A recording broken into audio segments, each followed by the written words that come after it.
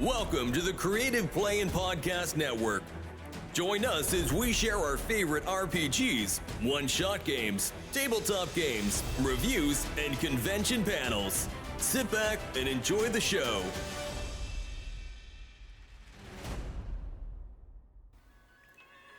Hi, this is Kelly, aka Trixie from Ragnarok and Roll, assigned to Ragnarok Story, and Tilda Wimblewick from D&D Journey of the 5th Edition.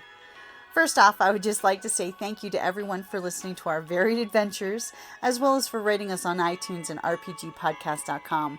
If you haven't rated us yet, we would greatly appreciate it if you could. And if you're looking for more ways to support our efforts, we are now on Patreon, a great site where you can help us continue making more podcasts, as well as some special surprises for our patrons. If you can, please look us up at www.patreon.com/cppn. Every little bit helps. And again, thank you for listening. Hey guys, Jim here with Creative Play and Podcast Network. And Kelly? We are back again for RPGaDay 2023 for August the 19th. Favorite Published Adventure. The Published Adventures. Yes. Well, there's some good ones and stuff, like the original Temple of Elemental Evil, Tomb of Horrors, that type of stuff. But I spent a while trying to find this interesting one that I had when I was younger, and I can't for the life of me find it. And I can't remember the name of it. I can't remember. But what was really cool about it was that it was a solo adventure. You did not need a dungeon master.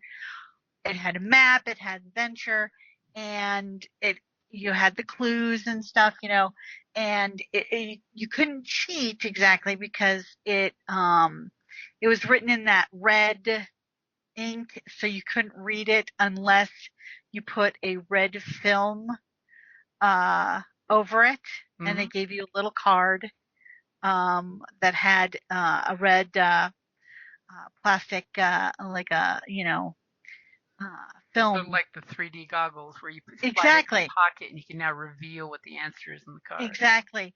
So you use that to, it was really cool, and it was like an urban adventure, and I can't for the life of me remember the name of it. But of course, I'm very tired, and it's been a long day. But God, I started looking for it, but I couldn't find it. So, but I will keep an eye out. It's gonna keep eating you up till you come up with it. It is. It so is. I mean, there's been a few different things. You use those cool little reveal windows where you'd slide it in there and you could see the answer without, cheating ahead type of deal.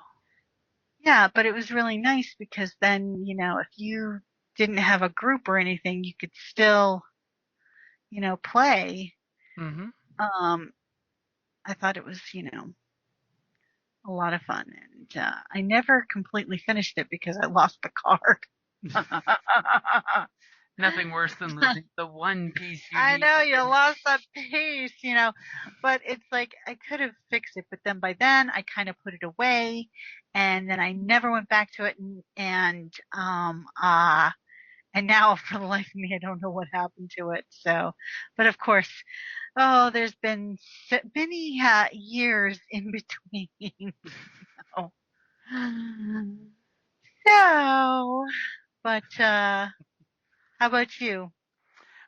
For me, I will say the most recent one would have to be the Lost Mines of Phandelver, which, coming up on their anniversary shortly. Because as pre-gens go, it's a pretty good one that'll walk both brand new player and a brand new GM down the path to having a fun adventure. I almost went with that. Almost. I mean, it was well put together, and that was my big one that I liked, that they put it together. They made sure that in the adventure you have lots of opportunity to actually use your skills and abilities. without, pigeonholing to the only this one ability is the right answer to the situation, Mm-hmm. which totally, made it a great pre-built adventure module because a lot of them it's either short or they provide too much information. It's like you kind of mentioned the tomb of elemental evil out there, the The old original, yeah, the old original one where they actually told you what every NPC had in their pocket for coinage was a little yeah. Mm-hmm. too much information. Of course, then again, Well, I wasn't the GM for that, so. they're all bad people in that starting town. The players just don't know it. Exactly. But um but the Fendover one is very nice, and they actually have kind of like extended, so if you choose to continue with those characters, um uh and it allows you to branch out in that area. So Mhm. even if you don't, once you've completed, like, say, the basic adventure, it gives you enough to Yeah, oh yeah, um it gives you enough sandbox that you could. I yeah. mean, the whole thing is like level 1 to 5, but it provides so much more stuff that say your group goes into the town and scares off the green dragon. Well, maybe you have to hunt him down later.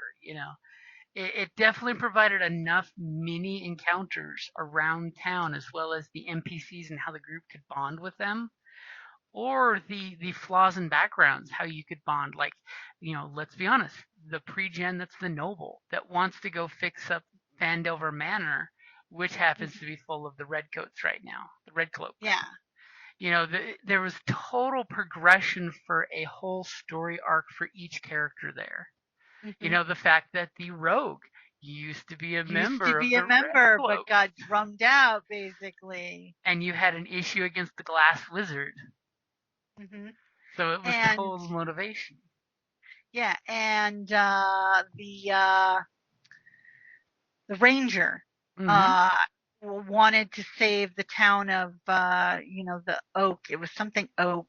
Yeah, Um the uh drive off from venom. the dragon. Hmm Drive off venom thing because he took over what was left of her hometown.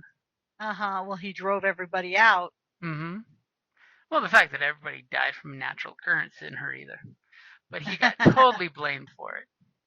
Like, he could make ash zombies. Come on, he's just a green dragon. He just wants slaves and minions. He wants Which to corrupt you. which I totally love that they gave, little boxes for new GMs to basically give the dragon a social encounters with players, which was beautiful when someone did right what they should in character and got the group almost killed. There's the tips there for the players if they try a social interaction of what he's a sucker for, because we all know with dragons there's always something that will get them talking. It's not just smog. All of them want to talk. They don't want to just eat all the knights out there.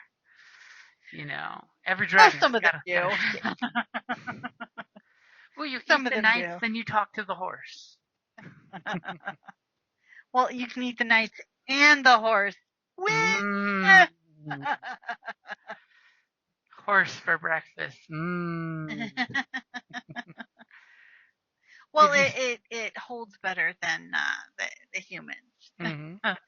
And of course, you totally have great use because, like, in the Red Cloak's base inside the manor, it's actually in the adventure where there's a goblin being beat down by the bugbears, which totally, and I swear, like 8 out of 10 groups that you run through that adventure will want to adopt the goblin being beat on if the goblin is willing to hook the group up with intel. Plug. We adopted him. Hmm Oh, Lady And Coraline others. so adopted him. Yeah, we did. But Well, yeah, she didn't adopt them so much as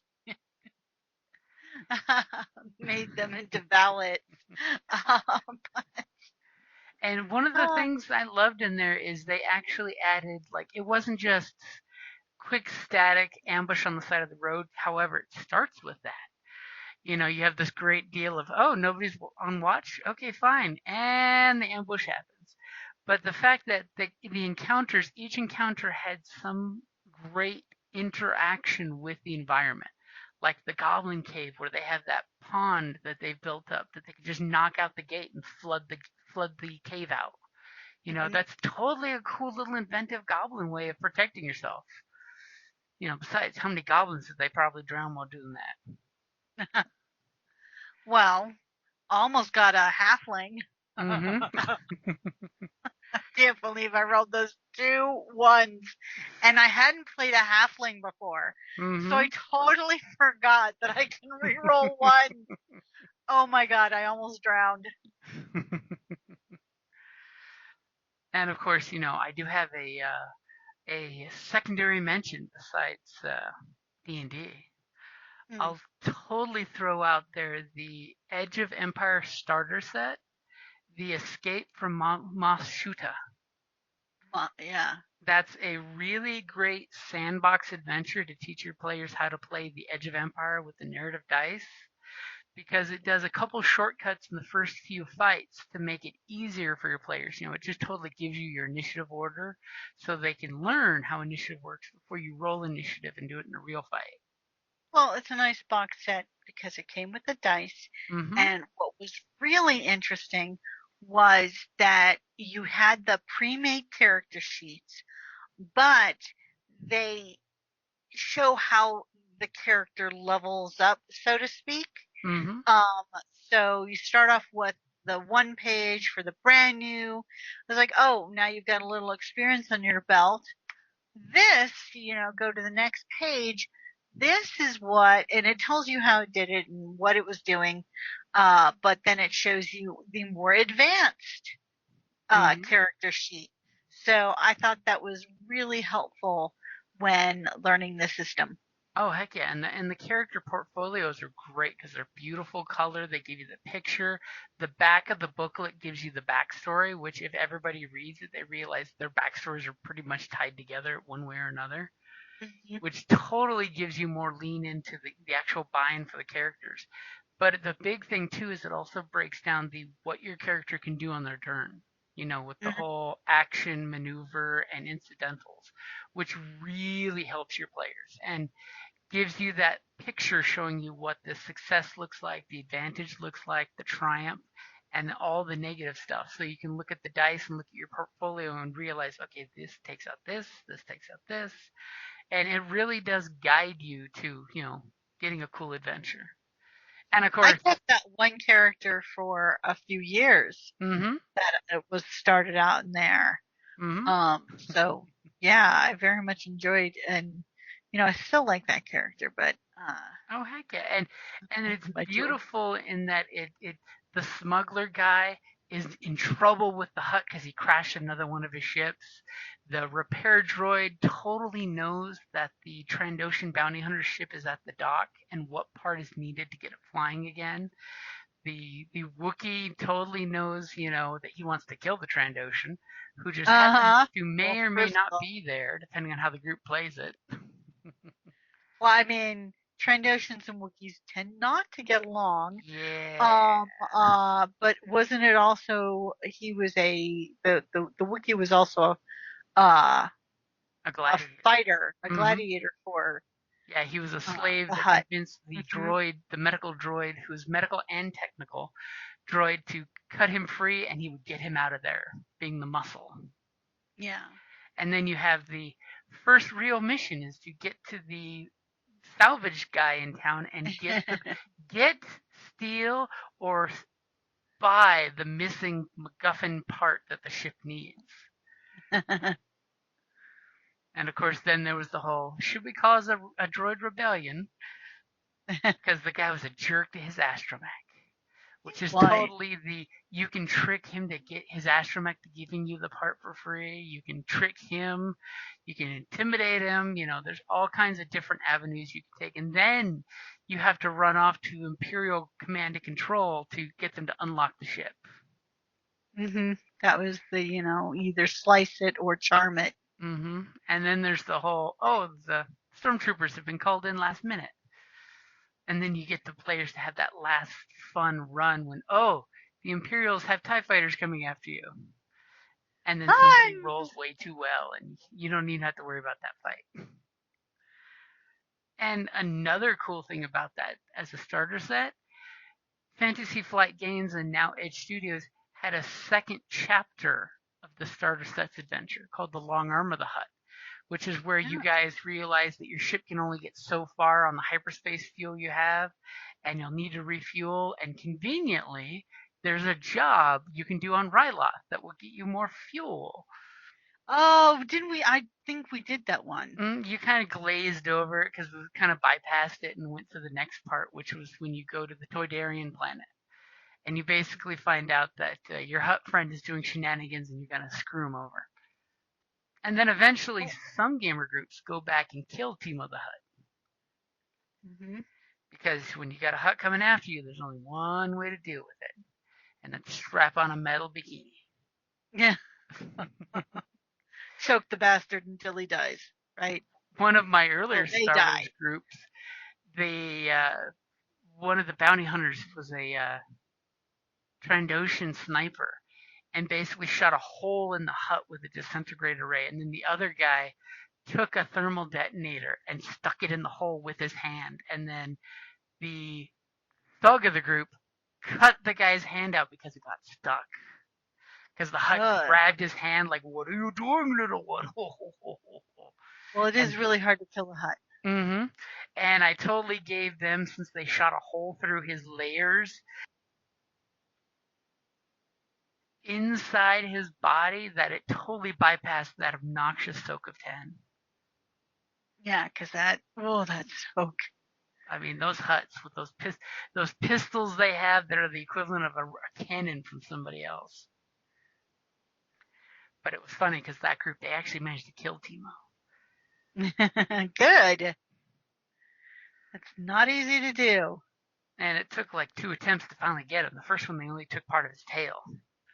Ooh. Bastard. Yeah, and you don't want an Hutt angry at you. More importantly, you don't want an embarrassed Hutt clan. You did what to my cousin? Ho, ho, ho, ho, ho, ho, ho. So I think that definitely covers our favorite published adventures. And we're totally going to have to see if we can find that one you're talking about. I know. I'm like, I got to see if I can. Because I know there's totally a few different game systems that use that kind of technique. And they're all super obscure ones, too. Alrighty, guys. Thank you for listening. And we will be back with a very poignant question for tomorrow regarding the future. Dun, dun, dun. In the year 2041. In the year 2525, if man is still alive. Hey, that was a good post-apocalyptic cheesy show. No, it's a song that was. I used to listen to the classics, the oldies but goodies. Oh, so I take it you never watched Cleopatra 2525? No. Yeah, there was a really bad B series back when Hercules: The Legendary Journeys came out. No. And it had I'm Zoe talking from about Firefly. the song from the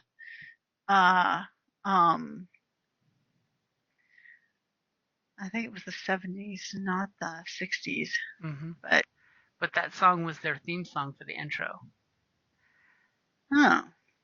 Really bad cheesy. Oh. Zoe was the head scavenger of these badass trio of gals. No, I wasn't familiar with that show. Oh, you have to look it up. Cleopatra 2525. Super cheesy. Super cheesy. Alrighty, guys. Talk to you later. Thank you for listening to the Creative Play-In Podcast Network. If you enjoyed our show, please check out D&D Journey of the 5th Edition and Ragnarok Enroll a Scion Hero to Ragnarok Story. Also, check out our Patreon page for more content and behind-the-scenes things, as well as joining us for a one-shot game or two.